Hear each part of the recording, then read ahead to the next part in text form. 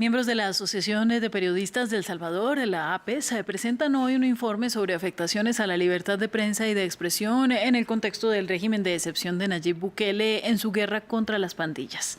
Una política que estaría rodeada de violaciones de derechos humanos, pese a su gran popularidad.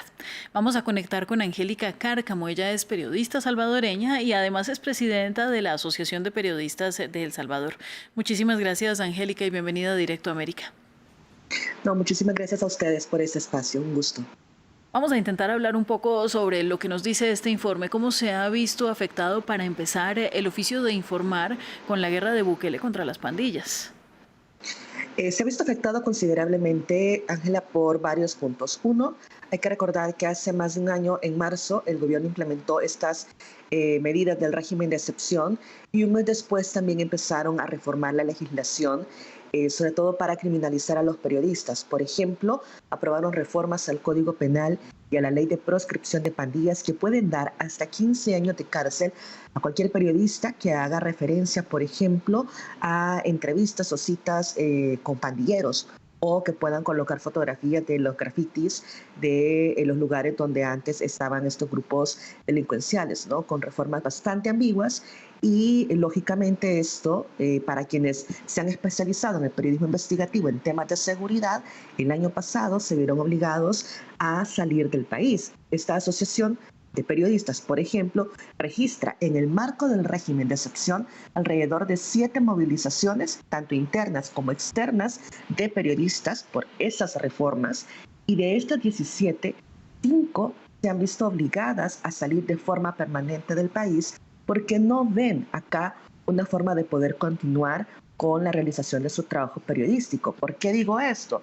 Porque también se han disparado los casos de las restricciones de acceso a la información o de coberturas, y también hay un mayor número de vulneraciones por parte de entidades como la Policía Nacional Civil y la Fuerza Armada. Hemos tenido el caso de retenciones ilegales y arbitrarias por parte de estos elementos en donde rodean en muchas ocasiones a nuestros periodistas para que puedan borrar imágenes, videos, incluso de dispositivos móviles, y si no lo quieren hacer, la amenaza es que se lo van a llevar preso en el marco del régimen de excepción. De hecho, lo más grave hasta este momento de la asociación es que ya llevamos el primer caso de un periodista que estuvo más de 11 meses privado de libertad sin ningún tipo de justificación, porque fue llevado de forma arbitraria y que fue víctima de torturas y que estuvo a punto de morir en esa cárcel y que terminó saliendo sin que haya sido todavía sobreseído, pero con graves afectaciones a su integridad física y psicoemocional. Bien, antes de seguir con las preguntas, Angélica, quisiera pedirle brevemente cuáles son esas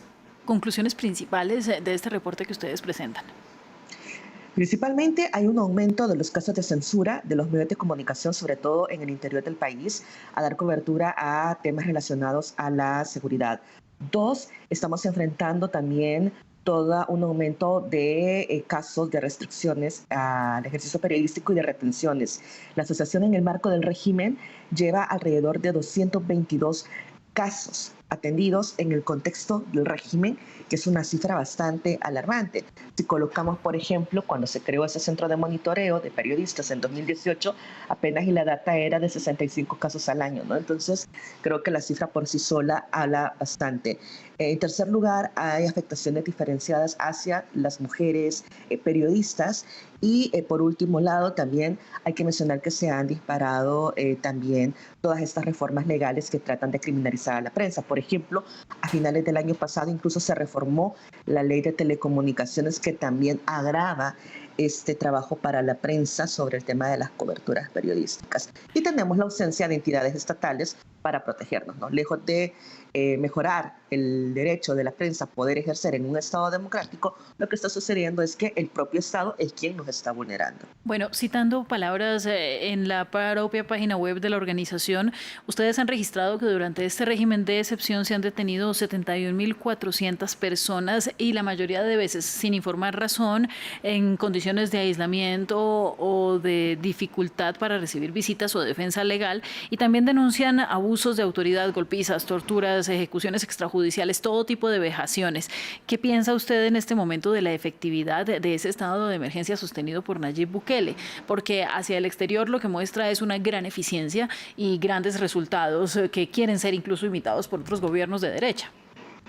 Las medidas implementadas en el marco del régimen de excepción son medidas justamente de corte represivas que están careciendo de un método adecuado y donde lo que estamos demostrando desde las organizaciones de sociedad civil, tanto de las organizaciones defensoras de derechos humanos y de los gremios periodistas como la APES, es que, entre comillas, se vende una falsa efectividad, pero lo cierto es que muchas de las personas que han sido privadas de libertad no han sido judicializadas y no se han logrado determinar si en realidad pertenecen o no a estructuras criminales. La mayoría de estas personas que han sido criminalizadas incluso están saliendo de las cárceles porque justamente el Estado no tiene pruebas para decir que esa persona ha realizado algún acto ilícito o forma parte de una estructura criminal, que es lo que el gobierno no cuenta hacia afuera. El gobierno, la narrativa hacia afuera es, estamos capturando pandilleros, pero lo que no nos dice es justo lo que estamos hablando, que hay detenciones arbitrarias, las más afectadas son justamente personas jóvenes en el interior del país, jóvenes en condición de pobreza o personas en condición de pobreza, y que de estas detenciones la mayoría de gente que entra a las cárceles está recibiendo malos tratos en materia de alimentación, en materia de torturas. Ya tenemos, por ejemplo, decía el caso de don Víctor Barahona, como periodista, que él mismo relata cómo no tuvo atención médica pese a ser una persona con hipertensión, una persona que se enfermó adentro de la celda en la que se encontraba con sus compañeros en condición de hacinamiento, donde no tenía acceso a agua de calidad, donde la alimentación eran raciones inadecuadas de comida que no cumplían los estándares nutricionales y donde en ningún momento cuando él estaba agonizando, por ejemplo, y que estuvo a punto de morir, pese a que se lo decía a los reclusos, me estoy muriendo, o sea, por favor sáquenme, nadie le pudo atender, ¿no? Entonces, sí nos parece que hay todo un incumplimiento de materia de derechos humanos. Hay que decirlo, hace un par de semanas estuvimos en audiencia ante la Comisión Interamericana de Derechos Humanos. La misma Comisión Interamericana les dijo al Estado salvadoreño que había una preocupación sobre el tema de derechos humanos y que querían conocer la situación. En más de 10 ocasiones es como, déjennos ir a El Salvador para conocer la realidad. Y el Estado salvadoreño en ningún momento dio respuesta a ello. ¿Por qué? Porque pueden manejar mediáticamente, con los medios de propaganda que tienen, justamente esta narrativa, pero saben que si vienen desde afuera, entidades independientes, esa narrativa se les cae.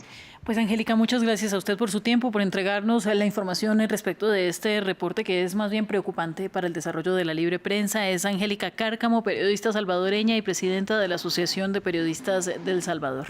Un feliz día y buenos cubrimientos. Vamos a continuar en Directo América. Después de la pausa, quédense con nosotros.